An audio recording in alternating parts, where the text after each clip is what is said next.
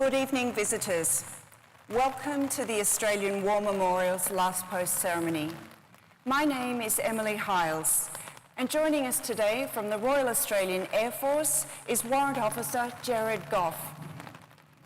We welcome the veterans who have served, those that are still serving, and the families that love and support them.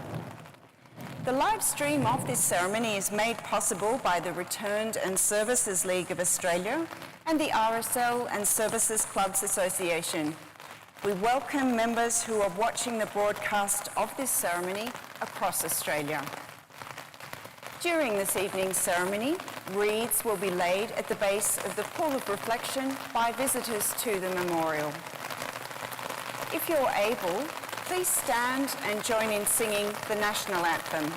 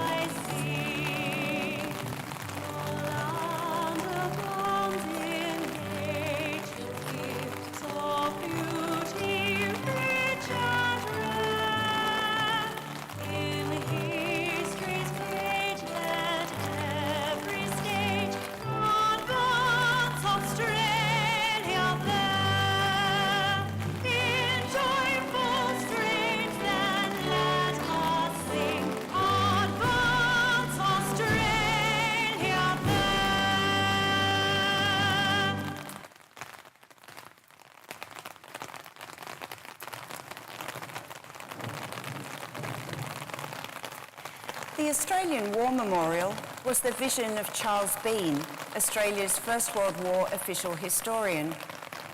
Bean landed with the Australian troops on Gallipoli and stayed with them at the front through to the end of the war. The idea of this national memorial and museum came to him at Pozières, France, in the depths of the bloody fighting of 1916. Bean's idea was that this would be a place where families and friends could mourn loved ones buried in faraway places. It would also be a place that could help all Australians understand what these men and women had endured and what they had done for us. Bean's vision, to which we remain true, is best expressed as inscribed in the entrance to the memorial's galleries. Here is their spirit, in the heart of the land they loved. And here, we guard the record which they themselves made. Tonight, we will read the story behind just one of those on the Roll of Honour, which lists the names of more than 103,000 men and women who have given their lives for us in war and on operations for more than a century. But first, we present a lament. Flowers of the forest, wreaths and floral tributes will now be laid at the base of the Pool of Reflection.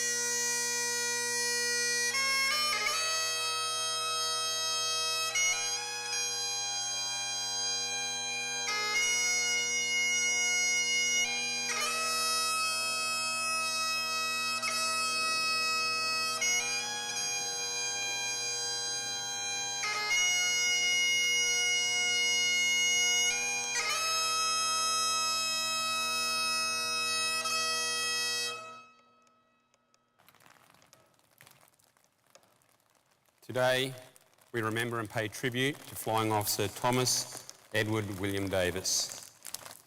Thomas Davis was born on the 10th of December 1922 in Sydney to Thomas and Amy Davis. Growing up, he had a sister, Dorothy. Thomas attended Randwick High School and Penrith High School, and went on to find work as a mechanic and garage hand. Having served for 14 months as a private in the Australian Army Service Corps, on the 11th of October 1941, Davis joined the Royal Australian Air Force. He began training as a pilot and in September 1942 received his flying badge. 2 months later, he was made a sergeant.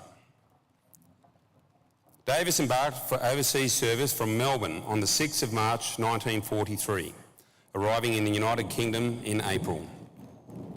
As part of the Empire Air Training Scheme, he was one of almost 27,500 RAAF pilots, navigators, wireless operators, air gunners and flight engineers who, throughout the course of the war, joined Royal Air Force squadrons or Australian squadrons based in Britain. After further specialist training, Davis was granted a commission as a pilot officer in February 1944. By now, he had experience flying de Havilland Tiger Moths, Ansons, Oxfords, Wellingtons and Stirlings. On the 13th of April 1944, he was posted to number 467 Squadron, RAAF. Part of Bomber Command, the squadron flew the 4-engined Avro Lancaster heavy bomber. Davis piloted the Lancaster Fred the Fox on D-Day and in the days afterwards, bombing the coast of France and striking road and rail targets. On the night of the 18th of July, number 467 Squadron launched 8 bombers as part of a major Royal Air Force raid on the railway junction at Revigny, France. Now acting flying officer, Davis was a pilot of Lancaster F for Freddy, which took off just before midnight. While the target was all but destroyed, the Luftwaffe's defences were strong and no fewer than 24 of the 110 bombers failed to return to base, including Davis's Lancaster. F for Freddy had completed its mission and was heading for home when a night fighter attacked, killing rear gunner Flight Sergeant Colin Allen immediately. Davis ordered the crew to bail out, but as he attempted to follow, the cord of his flying helmet caught around his neck and strangled him.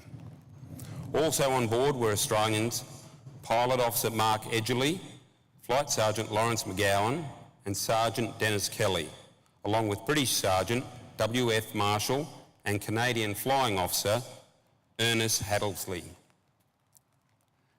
Haddelsley had his leg almost completely severed by the plane's tail when he jumped out, but landed safely and was treated by the Germans as a prisoner of war. The rest of the crew managed to evade capture and return to England with the help of French locals.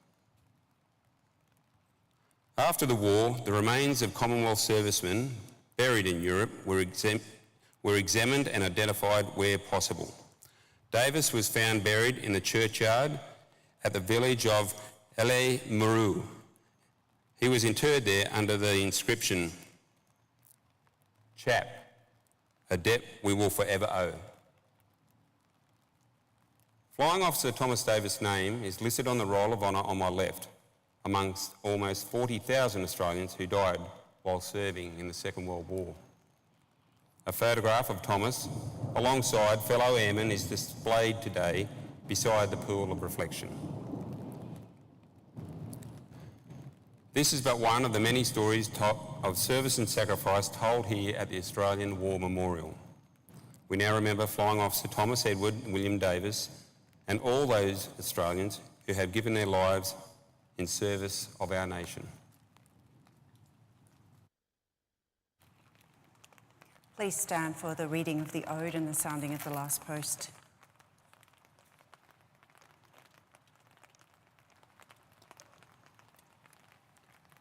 They shall grow not old, as we that are left grow old. Age shall not weary them, nor the years condemn. At the going down of the sun, and in the morning, We will remember them. We will remember them.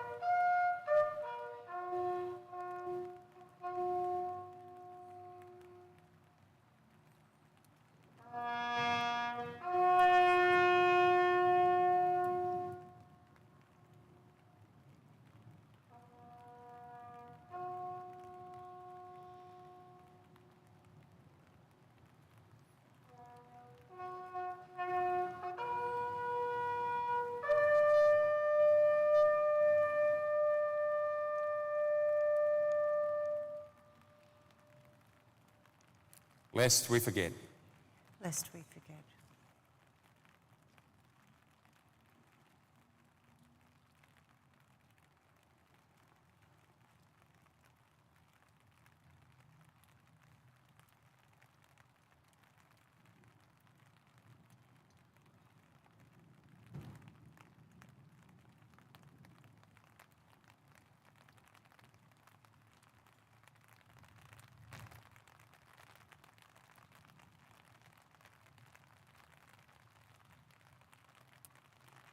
We leave you this evening with the words of the memorial's founder, Charles Bean. Many a man lying out there at Pozières or in the low scrub at Gallipoli, with his poor, tired senses barely working through the fever of his brain, has thought in his last moments, well, it's over.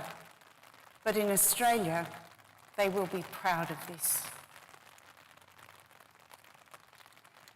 Ladies and gentlemen, that concludes the last post ceremony. On behalf of our director, staff and volunteers, thank you for visiting the Australian War Memorial today and for your continued support of the Memorial's development project. We wish you all a very pleasant evening.